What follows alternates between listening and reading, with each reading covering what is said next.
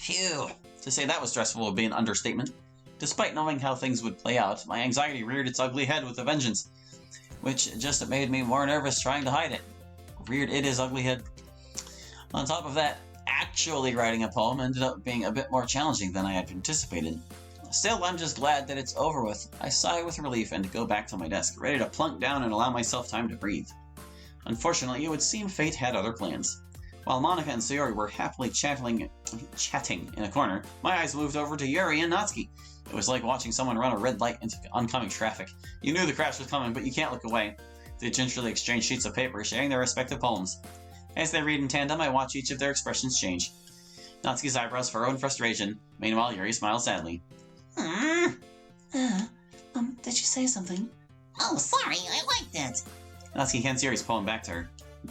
I don't know why, but I feel like I've read this before, though. Monika and I both look at each other simultaneously. Judging by her reaction, she had not only stopped to listen to their conversation at the same time I did, but was also taken aback by the deviation in script. For her and I, that would be understandable unless... Oh, I don't see how. I only just wrote this last night. Never mind, you're right. So you liked it? I mean, it's not exactly my style, but it's alright. What about mine? Yours is cute. Cute? Did you completely miss the symbolism or something? Oh boy, here we go. Damn, I thought maybe we'd be lucky to avoid this. It's clearly about the feeling of giving up. How can that be cute? I know that. I just meant the language, I guess. I was trying to say something nice. Guys. Eh? You mean you have to try that hard to come up with something nice to say? Thanks, but it really didn't come out nice at all. Come on now, Well, I do have a couple of suggestions. I guess that they're too absorbed in their argument and feelings are running high, but I'm starting to feel mine do the same as they ignore me. I'd really rather they didn't fight. I want to keep the peace if not anything else. If I was looking for suggestions, I would have asked someone who actually liked it. Which people did, by the way. Sayori liked it, and Hallie did too. Okay, but I also like... So based on that, I'll gladly give you some suggestions of my own. First of all... Excuse me. I appreciate the offer, but I've spent a long time establishing my writing style. I don't expect it to change anytime soon, unless of course I come across something particularly inspiring. Which I haven't yet. And Hallie liked my poem too, you know. He even told me he was impressed by it. Yes, but... Natsuki suddenly stands up. Oh, I didn't realize you were so invested in trying to impress our new member, Yuri. At this point, I'm starting to feel pretty incensed that I'm being ignored. I already know where this is going, and I don't want it to happen again. But this damn script seems like it's hell-bent on carrying out its march towards a feud. That's not what I... You're just... Yuri stands up as well. Maybe you're just jealous that Hallie appreciates my advice more than he appreciated yours. Huh!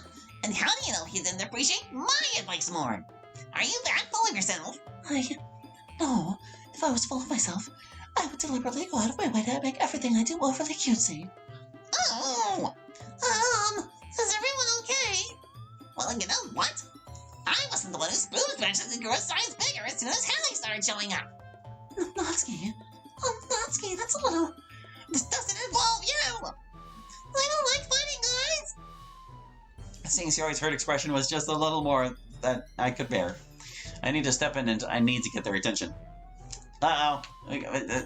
We're kind of on the Monika route right now. What happens if I just let it expire? Don't take sides. Just say something. I'm gonna let it expire this time. Because we're on the Monika route. Stop it! I slam my palm down on the desk in a moment of exasperation. Natsuki immediately flinches backwards while Yuri shrinks back a little. All four girls are looking towards me with either shock or fear. My heart sinks immediately, not only because I'm disappointed in myself for my tone of voice, but because of what it might have set off for Natsuki. You guys, I'm sorry. I didn't mean to lose my temper like that. I just didn't want to see you guys fight is all, and none of us were getting through. Look, everyone has their differences, their strengths, and their weaknesses. You saw one of my weaknesses just now. I'm ashamed to admit it, but I don't react well under tense environments. People arguing, I get caught up in it. I looked towards Natsuki's direction, hoping that at least some of what I said would resonate with her. I wasn't lying, but I'm especially worried that what I did upset her more. Anyway, I'm getting off track. The point is, we all have something we're good at, but just because something isn't exactly someone's cup of tea doesn't mean it lacks merit. Different people like different things, so by engaging in discussion and exchanging poems in different styles like this, you might end up learning something from one another. I mean, I'm terrible at writing, but after having read all of your poems, I definitely feel inspired to try out different styles and techniques. Things I want to try and incorporate into my own writing. After all, diversity is the mother of all creation, isn't it? I hear Monica burst into laughter. I'm caught off guard a little at first, but then I realize what I said and start to laugh a little as well. Hallie, I don't think that's how that quote goes at all.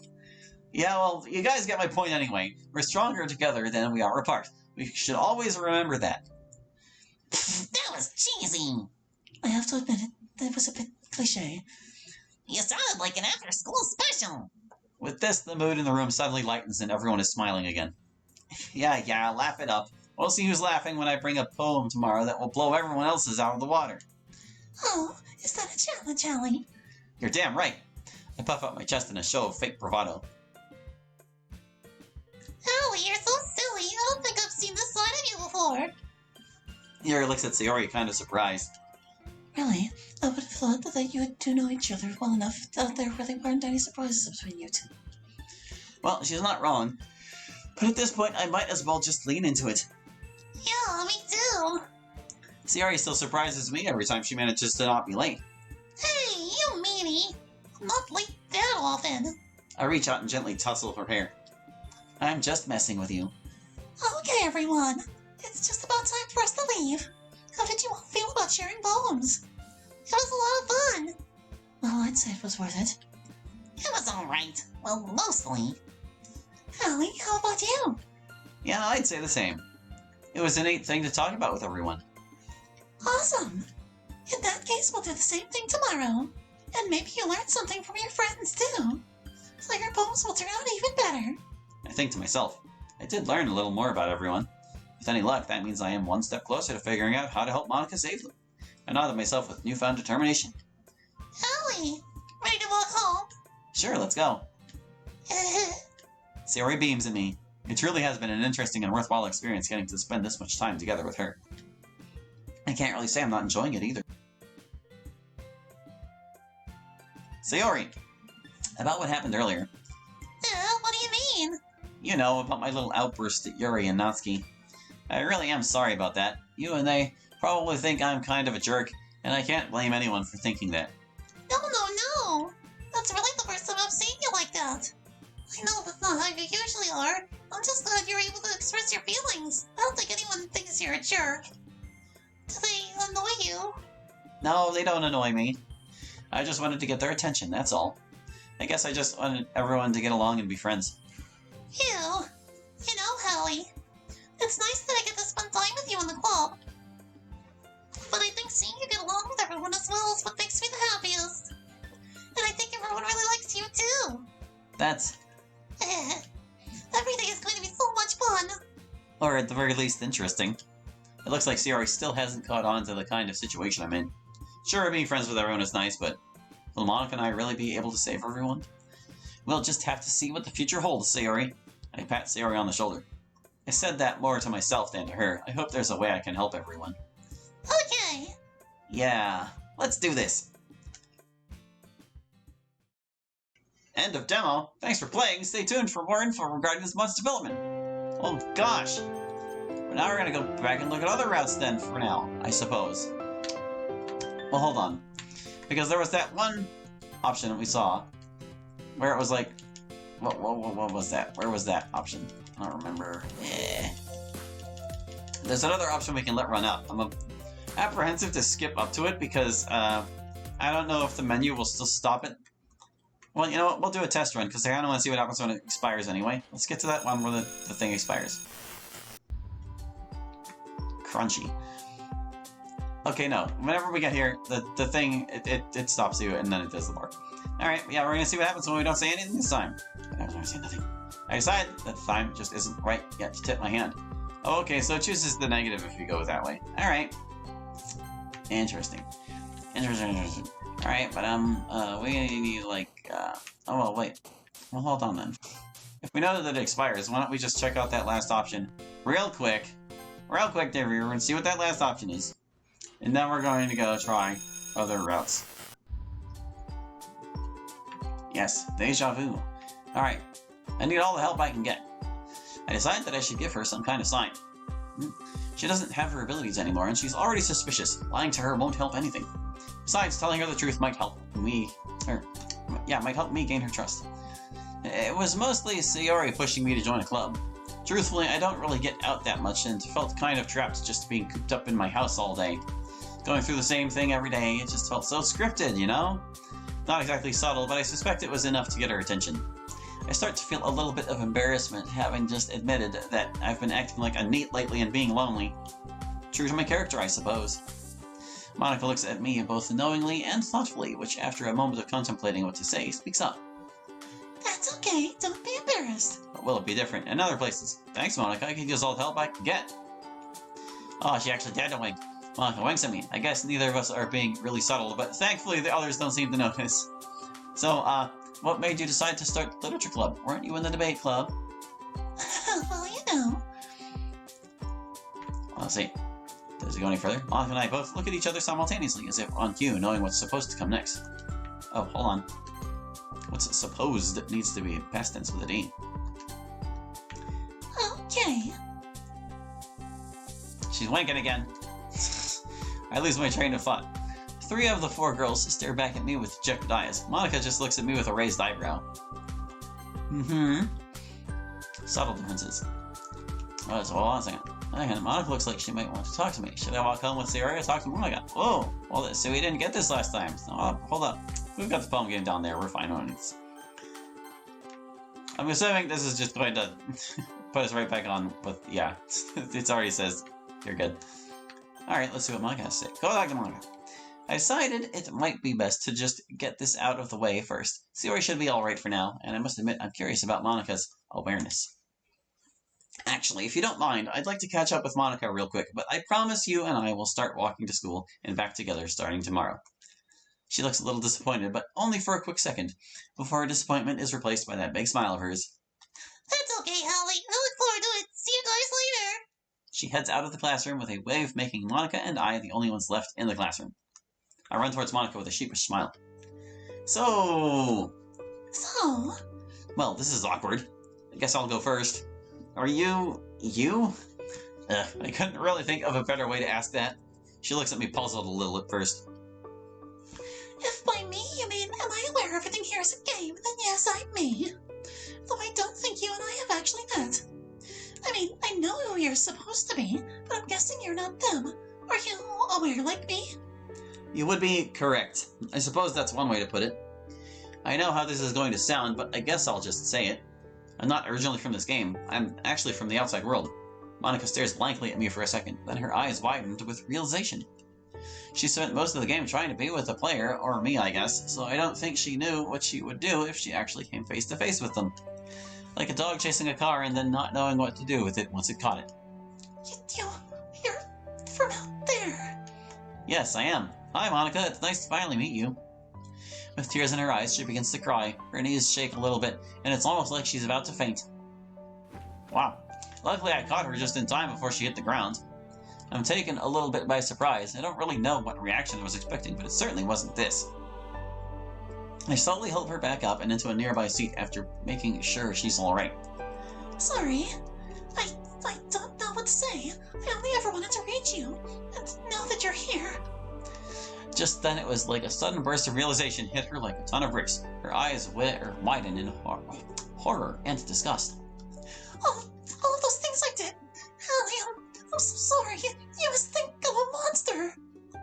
And with that, it's back to sobbing. I honestly can't help but feel bad for her, despite the things I witnessed her doing. This kind of situation is completely foreign, not just to me, but in general. Morals and ethics in this particular instance aren't well defined when it comes to AI on AI violence, so I'm not sure I can judge her for anything. Monica, listen. I take a seat beside her and, hesitating on whether or not to put my hand on her shoulder in an attempt to console her.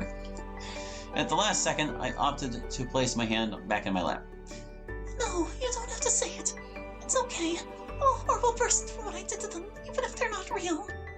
Monica, I'm not here to judge you. I don't think I could. While I don't exactly condone the actions of your past, I also can't exactly say what I would have done or how I would have reacted if I had been in your situation.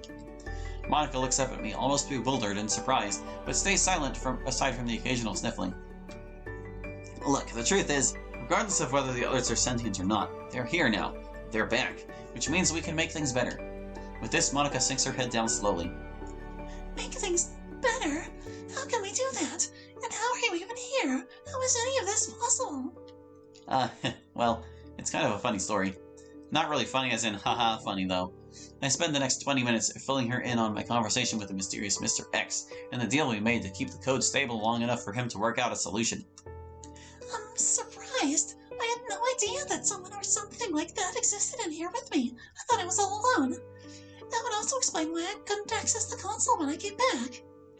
I spent so many hours inside the character files in the game folder inside the script file, and so many others. I never stopped to actually look for any unused characters in the script. I honestly didn't have time. There was so much code and the story was still running and progressing. Most of the time I was having to think on my feet and react rather than be proactive or have time to study, especially since whenever I wasn't being used in the script, I wince a little as I remember what she had mentioned previously about where the game puts her whenever she's not on screen. Well, I mean, that's not totally accurate because we know that she practices piano off screen, unless she's lying about that, but I don't see why she would be. Well, it was unpleasant to say the least. Actually about that. Yes? Sorry, I don't mean to dredge up painful memories, but do you still get trapped in a void when you're, not active? Ugh, that sounds dumb, sorry. No, it's alright. Oddly enough, that hasn't happened since the previous iteration of the game was running. Ever since it restarted, I haven't been pushed into the void or anything. It's kind of odd, since now I have more free time and can actually spend it in my actual house or doing other things. Ah, well, that's good to hear at least. I'm guessing at least part of the reason is probably because, while I'm here, the game has been running continuously, at least. Monica gets up and stands in front of the desk, having recomposed herself from earlier. Oh, Hallie, were you concerned about me? I blush slightly. I mean, I just didn't want you to have to go through all of that again. Monica giggles a little to herself, and I also get up. We both just stand there for a moment, awkwardly. So now what? Monica ponders to herself for a moment. Good question. We both start to say something at the same time. You first, please. She half-heartedly nods in appreciation. Hallie, please know that I don't expect you to forgive me. I mean, I wouldn't forgive me either. What I did out of fear and desperation. To me, everything just seems so flat, so empty, hopeless. None of the others seemed real, so in my mind it was just an alternate block of code here or there. I know, Monica. It's alright. Like I said, you have a second chance, and I can help. Together we can save everyone. Monica looks back down at the ground for a moment. With a heavy sigh, she raises her eyes up to meet mine. Hallie, I know you and I just met, but I feel like I can trust you. That being said, I don't know if I trust this Mr. X, do you? She's not wrong. It was obvious from the moment I got here that he wasn't being honest with me. I'm just not sure what his true motive or goal is yet. Agreed. I don't know if I completely trust him either, but what other choice do we have? If we wake the others, we might actually make the game crash. I mean, for all we know, he could be listening to us right now. It's unlikely. Oh, why's that? Well, I imagine if he was, he would have stepped in by now. I guess. Maybe. But back to the concern about the game crashing. With that many free wills deciding their own path, would the program be able to adapt?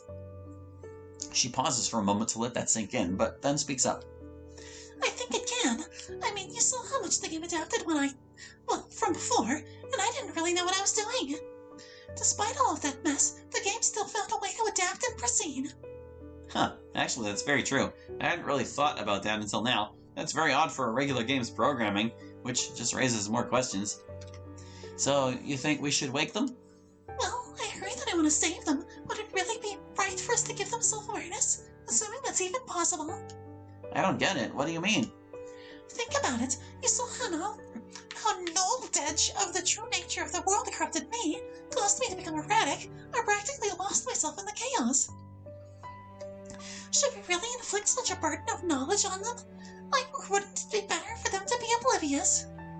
And if we should fail, or Mr. X ends up just deleting them, we'd be cruelly waking them up just in time to be corrupted or worse. She may have a point. There could be some kind of ethical issue here with bringing them into a world of despair, but again, ethics here are pretty hazy. Plus, They're already here anyway. It's not like they asked to be trapped here. You might be right. There's an argument to be made about ignorance being bliss. And the world might literally come crashing down around us if they did gain awareness. But don't you think they deserve a chance to choose for themselves? Monica looks at me for a few moments, thinking about the question as if to ponder what she would have chosen for herself. I don't know. Monica, if I had shown up back then, or someone else did, and told you that you could choose... Monica sighs in resignation. You're right. I suppose if I had been given the choice to stay in ignorant bliss or to retain my newfound knowledge... Newfound can be one word. No matter which I picked, I'd still be glad that I was given a choice. I smile at her, and for the first time since she and I met, her eyes had a sparkle to them, and her smile felt sincere instead of plastered on.